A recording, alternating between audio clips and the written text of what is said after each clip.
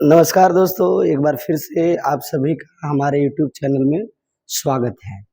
आज हम लेकर आए हैं आप लोगों के लिए थर्ड लेसन ह्यूमन रिप्रोडक्शन यानी कि मानव जनन चैप्टर जो है उसका मोस्ट वीवीआई जो ऑब्जेक्टिव क्वेश्चंस है उसको हम लोग आज सॉल्व करेंगे, है ना। बड़ा ही मजा आएगा और वीडियो के लास्ट तक बने रहें, शेयर करें, सब्सक्राइब करें, है ना। चलिए देखते हैं क्वेश्चन को।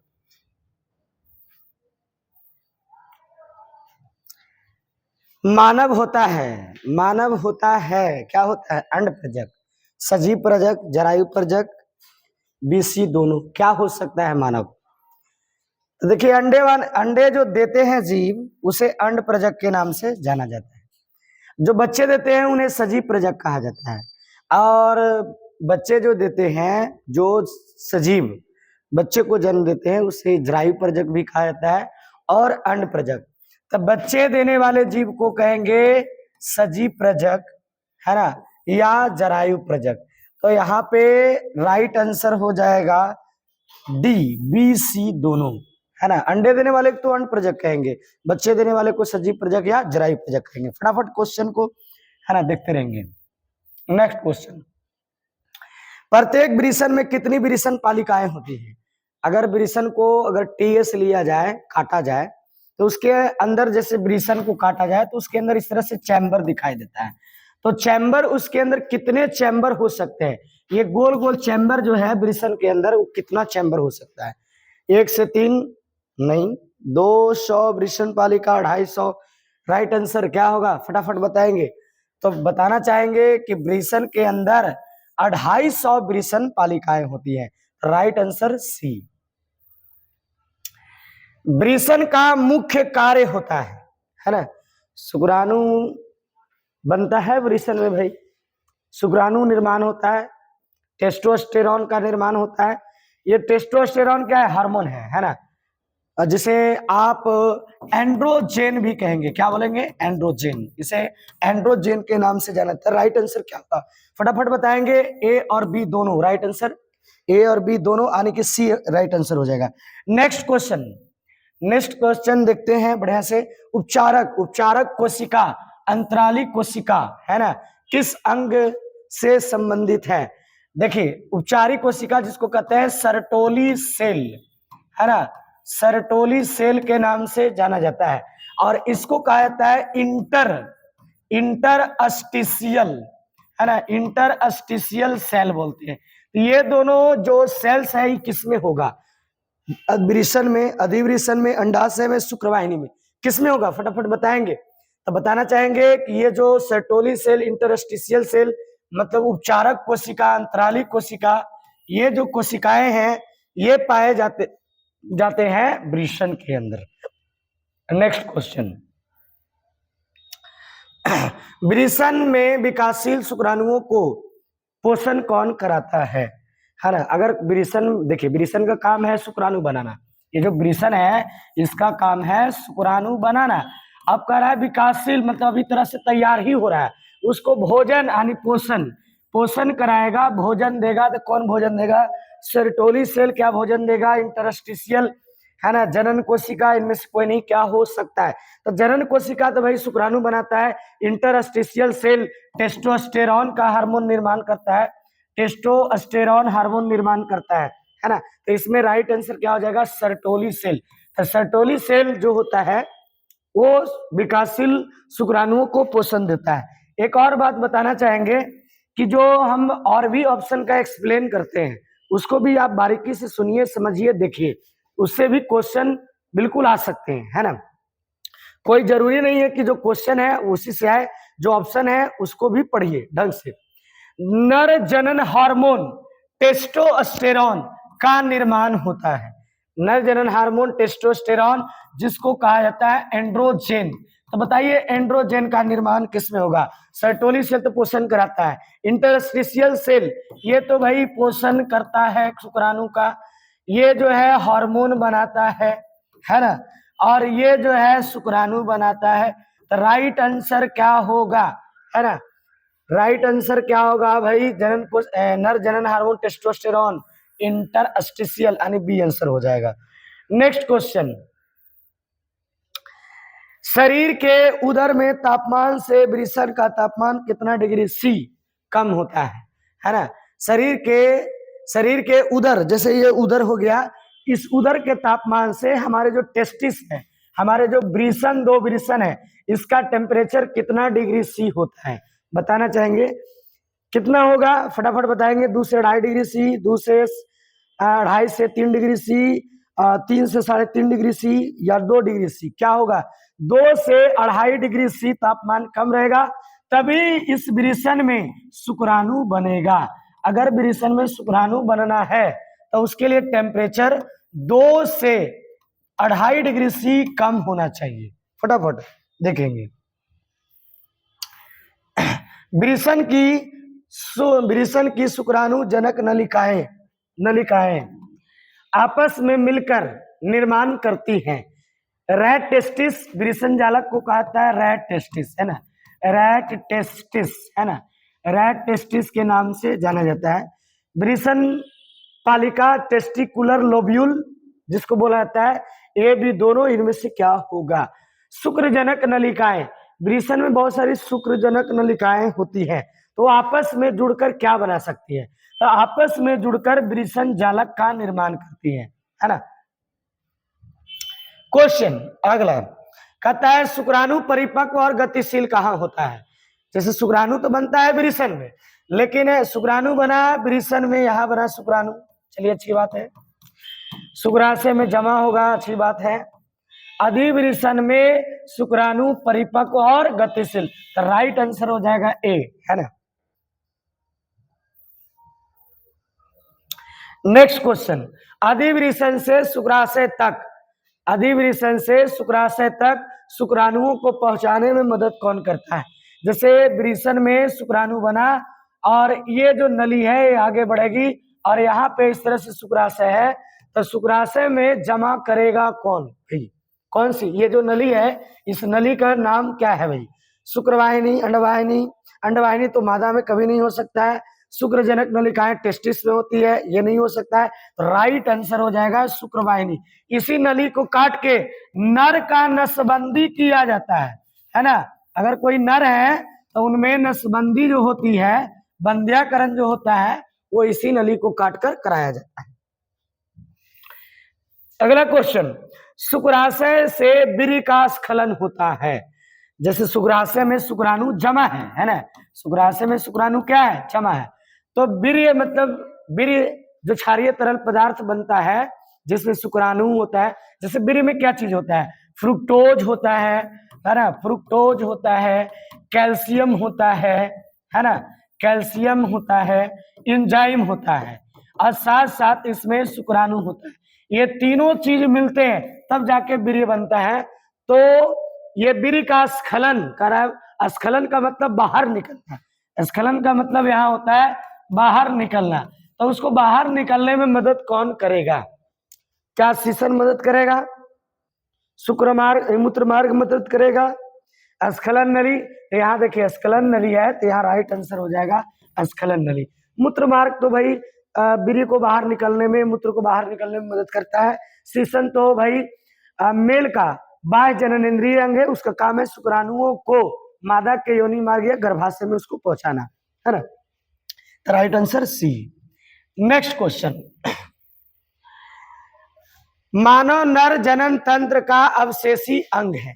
अगर कोई मानव नर जनन तंत्र है, उसका अवशेषी वेस्टिजियल ऑर्गन जिसका कोई काम नहीं, वर्क नहीं है, सीसन मुंड, सीसन का अग्र जो फूला भाग होता है उसे सीसन मुंड कहते हैं। ये अग्र भाग में होता है ना। ये अग्रछद को प्रीप्यूस कहा जाता है, प्रीप्यूस के नाम से जाना जाता है। ये एक प्रकार का त्वचा होता है ना। भग सीसन ये तो मादा में होता है, जिसको कहते हैं क्लाइटोरिस, क्लाइटोरिस के नाम से जाना जाता है। राइट आंसर क्या होगा? तो सीसन का अवशेषी अंग क्या होगा? सॉरी, मानव का अवशेषी नर जनन तंत्र के अंतर्गत कौन होगा? राइट आंसर यहाँ पर अग्रछद, है ना। नेक्स्ट क्वेश्चन, शुक्राणुओं का भंडारण, शुक्राणुओं का जो भंडारण होता है, जहां शुक्राणु फ्रीजिंग होते हैं, जमते हैं, क्लॉट होता है, और अस्थायी रूप से जमा होते हैं, कहाँ जमा होगा? क्या पुरस्थ ग्रंथि में होगा, शुक्राशय में होगा, बल्बो यूरेथ्रल ग्रंथि में? इनमें से कोई नहीं। किस में हो सकता है? तो शुक्राशय में जो जमा की बात जहां तक की जाती है तो शुक्राशय में ही शुक्राणु जमा होते हैं, है ना। शुक्राणुओं को शुक्राशय में पोषण प्रदान करता है, ये क्वेश्चन है। शुक्राणुओं को, स्पर्म को शुक्राशय में पोषण प्रदान करता है। क्या क्या एंजाइम भी होता है वीर्य में, जैसे कि वीर्य है, उस वीर्य में ये सब सारे चीजें हैं, है ना, ये सब सारे चीजें आपको वीर्य में पाए जाते हैं। तो क्या इनमें से कौन शुक्राणु को खाना खिला सकता है? तो उसका नाम है फ्रुक्टोज, है ना। और एक बात बताएंगे, रेप कांड में इसी का पता करवाया जाता है ना। वीर्य का हिमनीकृत मतलब फ्रीजिंग, है ना, तरल नाइट्रोजन में कितना डिग्री सी तापमान पर किया जाता है? कितना डिग्री सी? तो -196 डिग्री सी तापमान पर किया जाता है ना। मोस्ट वीवीआई क्वेश्चन है। मैथुन के दौरान सेक्स के दौरान सीसन में लुब्रिकेशन मतलब उससे दुधिया तरल पदार्थ या स्नेह प्रदान करता है। कौन प्रदान करेगा? क्या bulbourethral gland, prostate gland?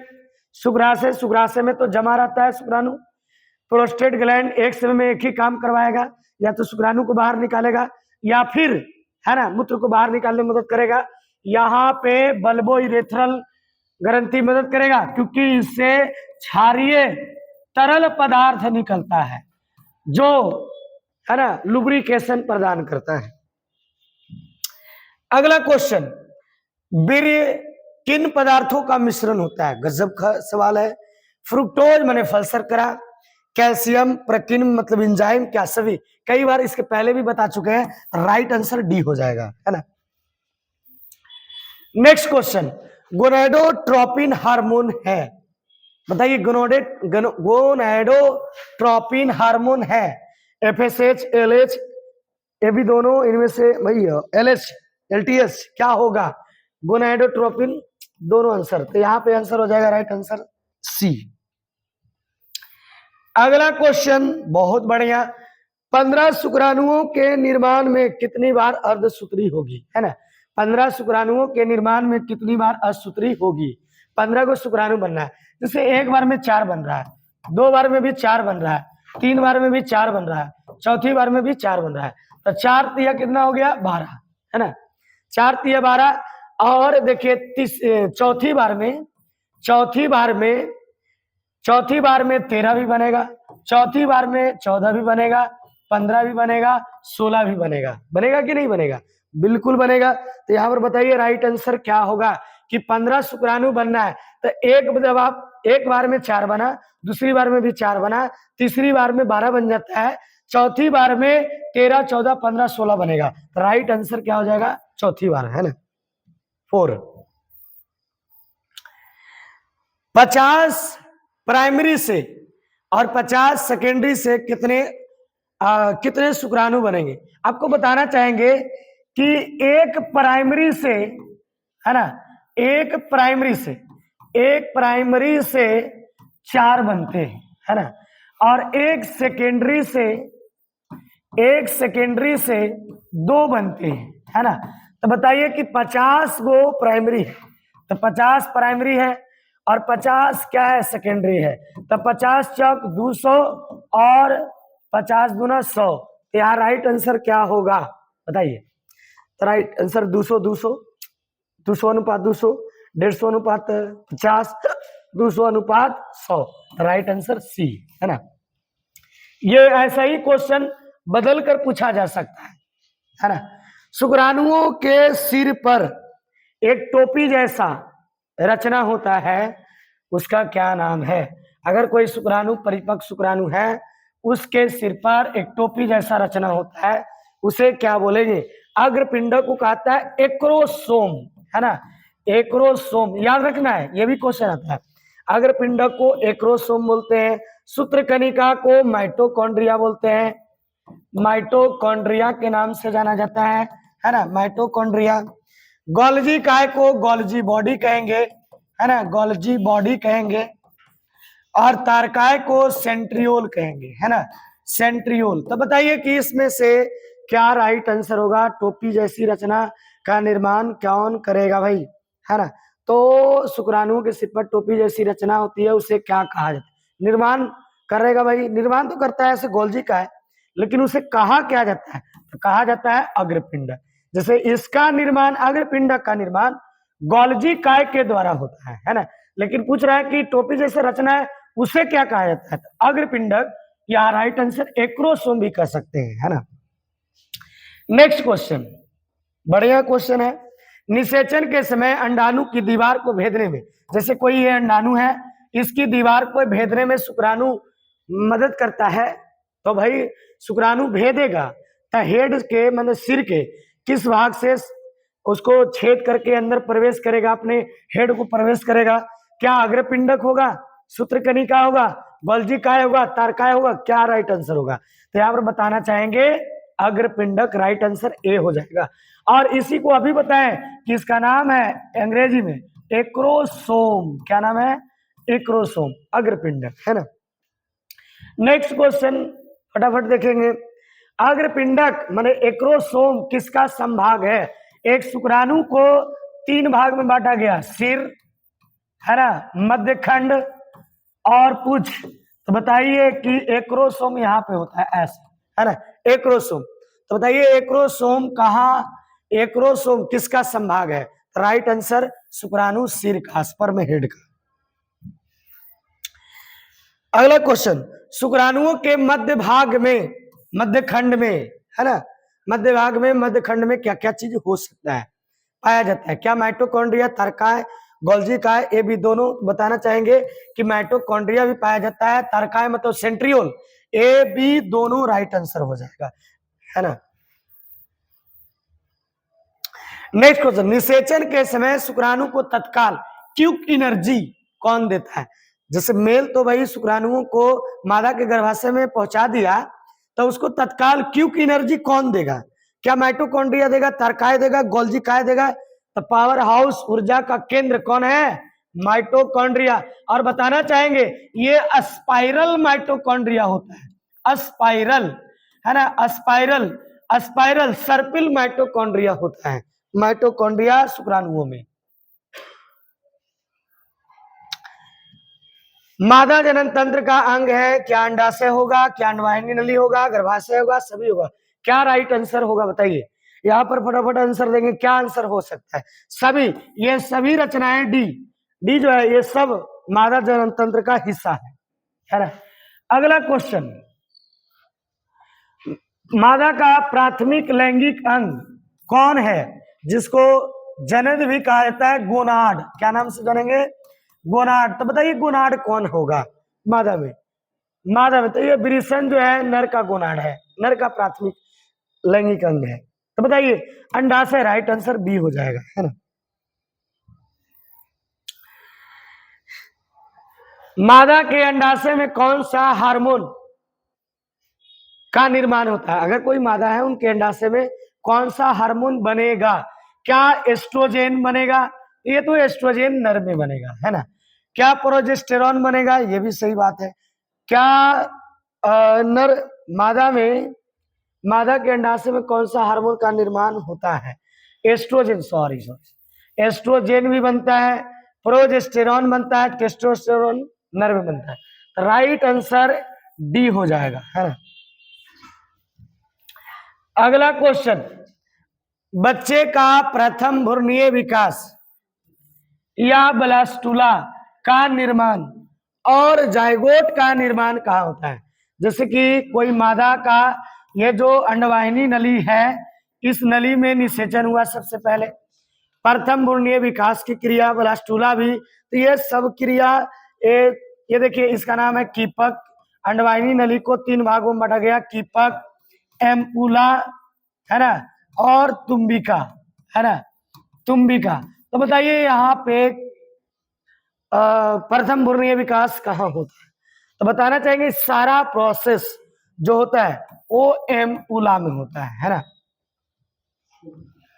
Next question, मादा जनन हार्मोन एस्ट्रोजेन का निर्माण होता है तो अभी कुछ देर पहले आंसर बनाए थे अंडा से, है ना।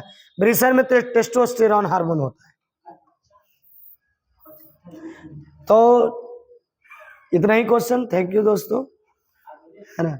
अगला वीडियो की प्रतीक्षा करें, तुरंत आएगा, और सब्जेक्टिव वगैरह भी क्वेश्चन देते रहेंगे, और लास्ट एग्जाम तक इसी तरह के आपकी तैयारी होती रहेगी, करते रहें। Thank you.